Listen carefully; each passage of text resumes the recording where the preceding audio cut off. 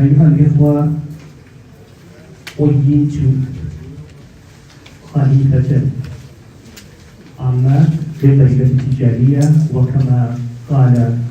الإمام مغري وهو قول ثابت: لست بأعلمكم ولا أفقهكم ولا أخشاكم من الله ولا أتقاكم منه ولا أطوعكم بأوامره ولا أترككم بنواهيه،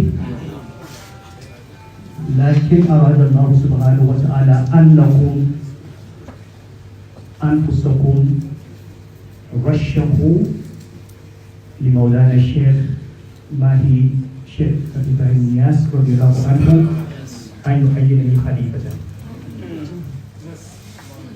فهذا أمر ومسؤولية ثقيلة، هذه مسؤولية ثقيلة، والله سبحانه وتعالى نسأل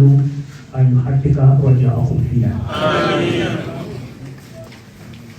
فإن هذه الطريقة من جانب عدد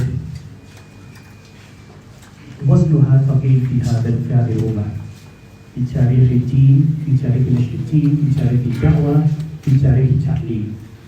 من القرآن والحديث والفقه والأصول وعلم التصوف. لكن أين وزنها في الاقتصاد وفي